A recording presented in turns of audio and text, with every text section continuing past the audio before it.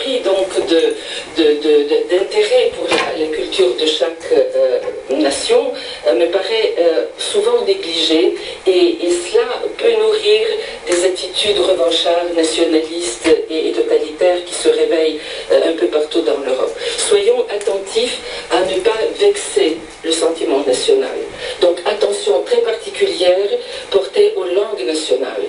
Moi je suis très fervente partisane de la francophonie qu'il faut déployer partout en France déjà. Un siècle et demi, un Piémontais avait du mal à parler avec un Sicilien tellement la façon de parler, les langues régionales étaient différentes. Alors dans cette mosaïque européenne, on ne devrait pas aller plus loin, encourager toutes les formes à la base de création culturelle et d'autonomie culturelle. Pourquoi pas les langues régionales? Pourquoi pas aller redécouvrir la région, et dans le cas français, où la culture régionale a été quelque part écrasée par l'esprit national, ça serait, vous ne trouvez pas, madame, spécialement intéressant?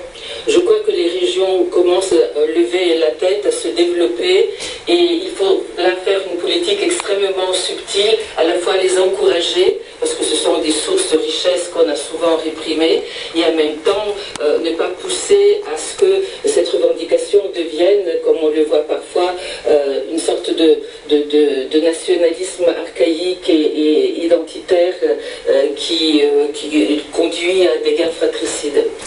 Il me semble que là, on discute depuis tout à l'heure sur deux plans un peu différents. D'une part, la culture, au sens où on l'entend traditionnellement, d'autre part, on se demandait où on était. Donc moi, je pense que la religion fait partie de la tradition culturelle. Peut-être au même titre, sinon davantage que les régions. Et je pense qu'une des grandes questions qui va se poser à cette Europe des cultures, qu'il faudrait ressusciter pour trouver de la vivacité, pour trouver des désirs et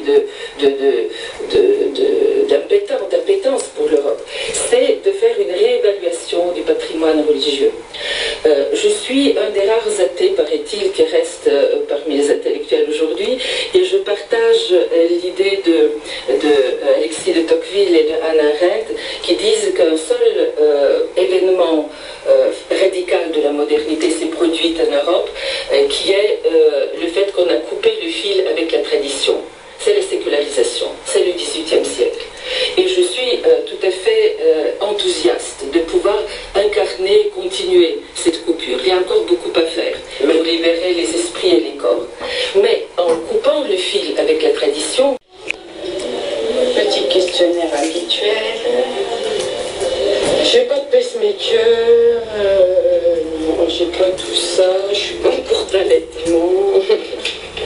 Bonjour, comment ça va? Ça va et vous? Ça va, ça va. Ça va, ça va? Ouais. Il est où? Il est où qui? Julien?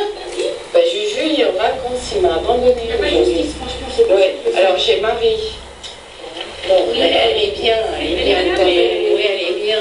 Je sais, vous avez une petite faiblesse pour Juju qui fait une vitre ici à chaque fois. Voilà, Juju. Tu vois la réputation qu'il a? C'est pas pareil. Mon poids, je sais pas, je me pèse pas, j'ai pas de balance. Puis on le sait, on rentre ou on rentre pas dans les pantalons. Hein. Bombe cardiaque, non, je peux pas tout avoir non plus. Hein. Non. Plantine, piercing, tatouage, non. J'aimerais bien, mais non. Non. Non. Tu vois, là, tout va bien. Oui, c'est ce que j'allais dire. Je suis en pleine forme quand je règle les gens. Et aujourd'hui, c'est un jour important. On est le combien, je 27. 27.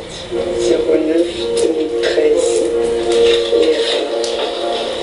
Et c'est quoi les cadeaux pour les VIP, là? Parce que on attend toujours, hein. C'est pas mal ça quand même, non? C'est le mieux, il n'y a pas mieux.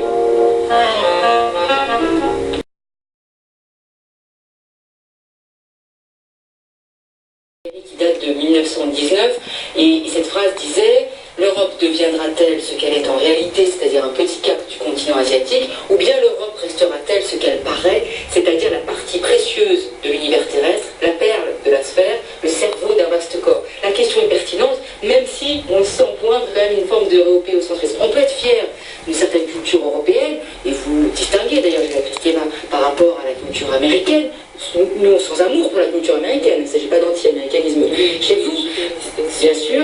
Malgré tout, effectivement, il faut faire un peu attention aujourd'hui à ce risque d'européocentrisme encore. Écoutez, la phrase est très romantique et ciselée comme ça dans le langage de la rhétorique NRF, mais je pense qu'elle ne tient pas compte de la globalisation. Maintenant, nous vivons avec l'émergence de nations qui n'existaient pas à ce moment-là, et il y a aussi